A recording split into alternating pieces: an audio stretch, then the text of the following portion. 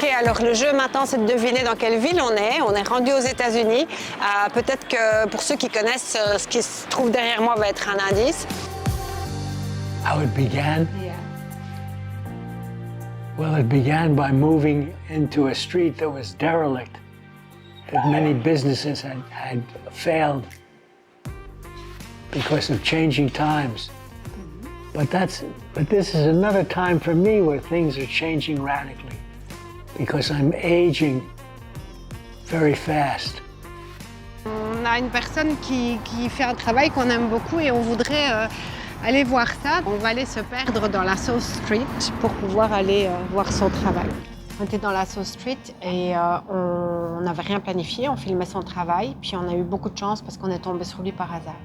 Oui, on a échangé quelques mots avec lui et même s'il a 84 ans, il n'accorde plus beaucoup d'entrevues, on a eu la chance de pouvoir lui poser quelques questions. What was the motivation to do this? The motivation was that I had seen something like it when I was 19 years old in Woodstock, New York. A man named Clarence Schmidt, who was an old man at the time when I met him. He was 55.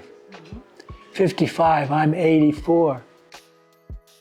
Un grand merci à Zaya de nous avoir accueillis dans sa maison de Philadelphie. Merci aussi à sa femme Julia, puisque ça s'est fait à l'improviste et on a vraiment été heureux de pouvoir lui poser quelques questions. He had taken the outsides of trees, the bark where the bark was, so that the lumberyard would not use those trees. They would just be thrown away. And he would use them and make them into his whole construction was using the outside of the trees. And then he mixed that up with things that he found in the trash.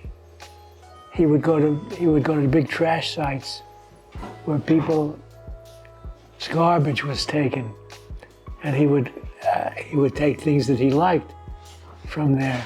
So you decided to do a kind of stuff like this. It inspire you? It's called outsider art. I mean, it has a terminology now. Okay, yeah. Clarence was one of the people that did that. And I, as a young man, was very attracted to it. Sure. And so when we had a chance to begin that kind of work, I began working with his materials, which was tar and wood and mirror. L'histoire de la South Street, c'est que dans les années 50, le prix de l'immobilier y a chuté parce qu'il y avait un projet de construction de voies rapides qui menaçait pas mal de bâtiments de démolition. Finalement, le projet n'a jamais vu le jour parce que la population s'y est opposée. Mais entre-temps, le prix de l'immobilier bas avait attiré pas mal de hippies et de beatniks de l'époque. C'est devenu un haut lieu culturel avec beaucoup d'événements live notamment. Puis dans les années 70 et 80, c'est aussi devenu un haut lieu de la culture punk. Oui, puis dans les années 60, Isaiah a fait de la South Street sa maison. Il s'est installé dans un lieu désaffecté pour y exercer son art. Donc, il a commencé à faire ses mosaïques. Et puis, le quartier a pris de la valeur, certainement aussi en partie grâce à son travail, en tout cas je le pense. Et donc, on lui a demandé de payer un loyer. Donc, il a contacté les journaux, il a été trouver les bonnes personnes. Et c'est comme ça qu'il a créé le Magic Garden.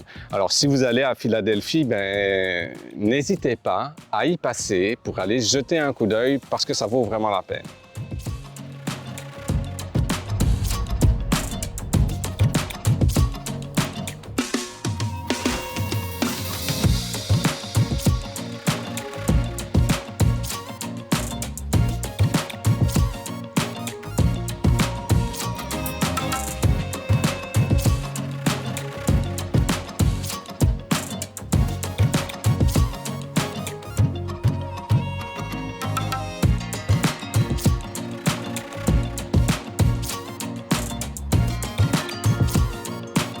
And mirror was big mirrors. I would use the whole mirror. I wouldn't do any cutting or breaking of it because I didn't know how. But then I started to break the mirror with a hammer, using a towel over the mirror. And then from there, I got a little tool that was a $4, $5 tool that could cut mirror. And that began the shaping of the mirror. And the cutting it, I found that I started to cut it into smaller and smaller pieces, modules, so I could begin to draw with the mirror. Draw linear, draw lines with the mirror. And that became a way of using my skills that I had learned in art school to be able to draw in a big scale with mirror and fill in with tile. And then after that came the drawing with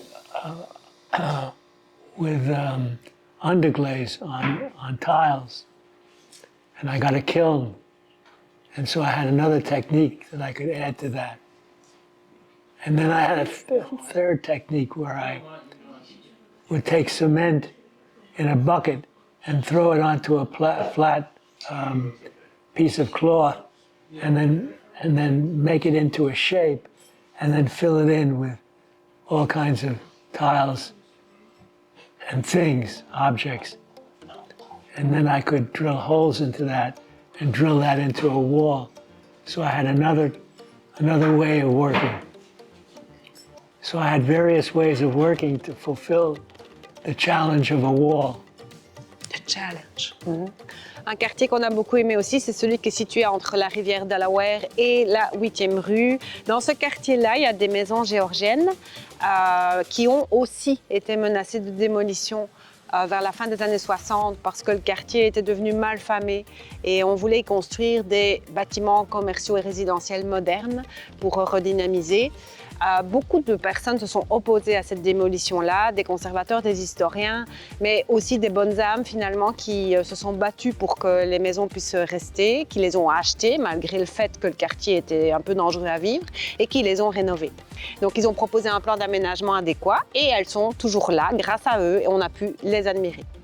Aujourd'hui, la South Street est devenue un haut lieu de la culture hip-hop. On a vraiment beaucoup aimé tous les commerces insolites qu'on y a trouvés et aussi les bonnes vibrations de la ville de Philadelphie et en particulier les vibrations de la South Street.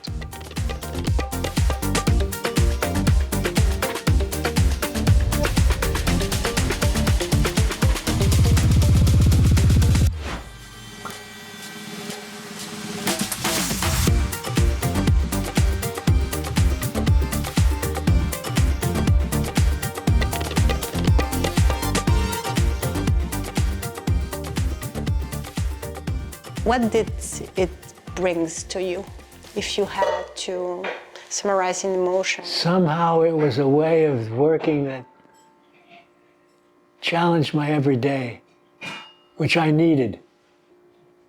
Now I listen to the radio. It's another, yeah, mild. I feed the cat, that's my job. I think I did all this so that I would meet people like you, who I feel are very accomplished in life. Because you have a lot of visits, right? A lot of visitors. Yeah. Yeah. Okay. But I find myself very boring that I no longer know how to tell wonderful stories about how all the work progressed because I've forgotten a lot of how it fell together. When I walked through the hallway to bring you in, I remember how quickly that appeared, one tile after another. So mostly I worked with a sense of knowing that it was going to be all right no matter what I did. So I had no hesitation. Yeah. Hesitation in art for some people is very good. The judgment, the saying, does this work, does this not work? In fact, there was a statement today at the conference that we went to where the speaker was talking about Georgia O'Keeffe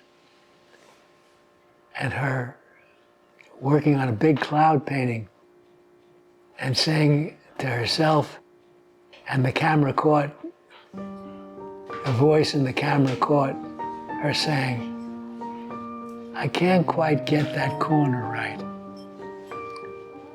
But for me, all my corners were right.